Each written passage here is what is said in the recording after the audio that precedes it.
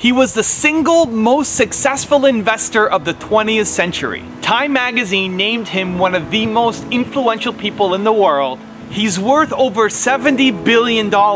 He's Warren Buffett, and here are his top 10 rules for success. How can other people tap dance to work? What's the secret of that? You find your passion. You find your passion. I was very, very lucky to find it, when I was 7 or 8 years old, and fortunately, my children have found their passion. One son loves farming like nothing else. One son loves music like everything else, and all three of them love philanthropy and what they get to do.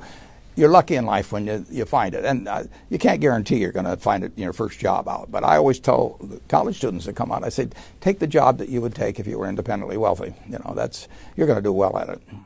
If you think you're going to be a lot happier if you've got 2x instead of x, you're probably making a mistake. I mean, you ought to find something you like that works with that, and you'll get in trouble if you think that making 10x or 20x is the answer to everything in life, because then you will do things like borrow money when you shouldn't, or maybe cut corners on things that your employer wants you to cut corners on. Or it just doesn't make any sense. You won't like it when you look back on it.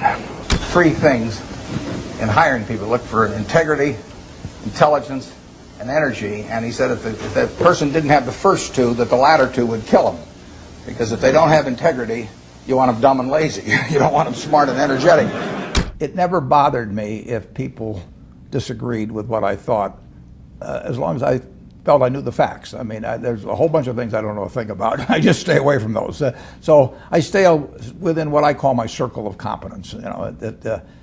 Tom Watson said it best. He said, I'm no genius, but I'm smart in spots, and I stay around those spots. Well, I try and stay around those spots, and I just don't have a problem if somebody says, you're wrong on something. I go back and look at the facts, and I think that really is much more important, frankly, than having a few points of IQ or having an extra course or 2 in school or anything of the sort. You need emotional stability. I just read and read and read. I probably read 5 to 6 hours a day. I don't read as fast now as when I was younger, but I read 5 daily newspapers. I read a fair number of magazines. I read 10Ks. I read annual reports, and I read a lot of other things too. So I've always enjoyed reading. I love reading biographies. Famous lesson about a margin of safety, that you don't drive a truck that weighs 9,900 pounds across a bridge that says limit 10,000 pounds, because you can't be that sure about it. If you see something like that, you go down a little further down the road and you find one that says limit 20,000 pounds, and that's the one you drive across. The nature of capitalism is that people want to come in and take your castle. It's perfectly understandable. I mean, if I'm selling television sets or something, there's going to be 10 other people that are going to try and sell a better television set. If I have a restaurant here in Omaha, people are going to try and copy my menu and give more parking and take my chef and so on. So capitalism's all about somebody coming and trying to take the castle. Now, what you need is a castle that has some durable competitive advantage, some castle that has a moat around it. And that moat, one of the best moats in many respects, is to be a low-cost producer. But sometimes the moat is just having more talent. I mean, if you're the heavyweight champion of the world and you keep knocking out people, you've got a competitive advantage as long as you can keep doing it. And it's very profitable if you're the one that happens to be able to do it. If you can turn out great motion pictures, I mean, Steven Spielberg, I mean, he's a fellow to bet on, and it has enormous economic value. You'd be surprised at my days. I mean, they're very unstructured, no meetings. None. I mean, I don't like meetings, and I read a lot. I wish I were a faster reader. I'd get more done. But I do read a lot, and I'm on the phone a moderate amount. Our businesses run themselves basically out there. My job is allocating capital, and that's what I'm thinking about. But I don't like to have things all packed hour to hour to hour. And Bill and I are both extraordinarily lucky. I mean, we really get to do what we like to do, the way we want to do it, with people that we choose to be around, and they're terrific. I mean, we've really got everything our way, and we're very fortunate. And in his world, he has a different kind of pace than I have, but we both love it the way we do it. And my guess is that we're each the most productive in that particular mode too, because it fits our personalities and aptitudes. What kills great businesses, if you look at, I do believe in looking at history, and I like to study failure, actually. And my partner says, all I want to know is where I'll die, so I'll never go there. And we want to see what has caused businesses to go bad. And the biggest thing that kills them is complacency. I mean, you want a restlessness, a feeling that, you know, that somebody's always after you, but you're going to stay ahead of them. You always want to be on the move. And when you've got a great business, you know, like Coca-Cola, which is, there aren't any like Coca-Cola, but you really, the danger would always be that you rest on your laurels.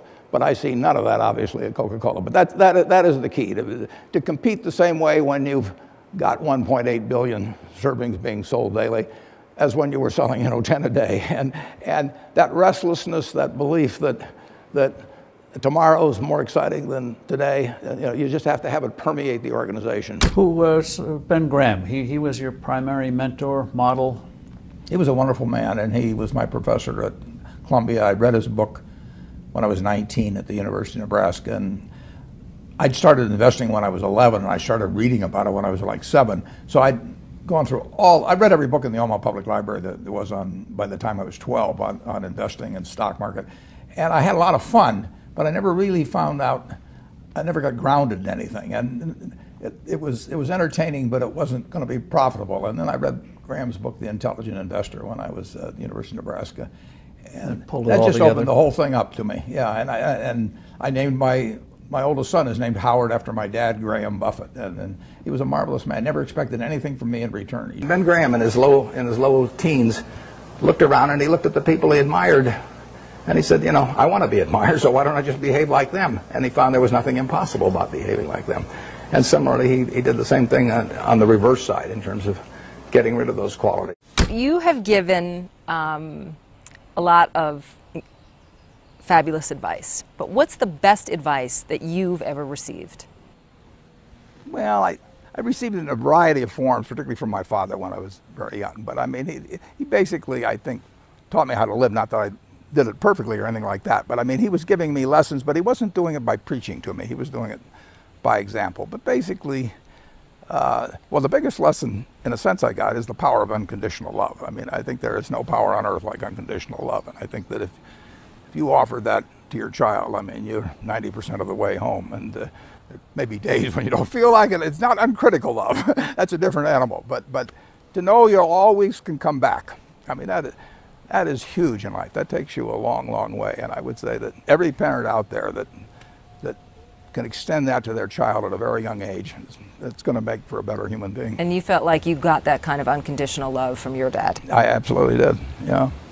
That is a powerful thing. It is a powerful thing. Thank you for watching. I'd love to know what you think of Warren Buffett as an entrepreneur. Let me know your thoughts by leaving it in the comments below. I made this video because Ray Carter asked me to, so if there's a famous entrepreneur that you want me to profile, leave it again in the comments below and I'll see what I can do for you. Thank you for watching, continue to believe, and I'll see you soon.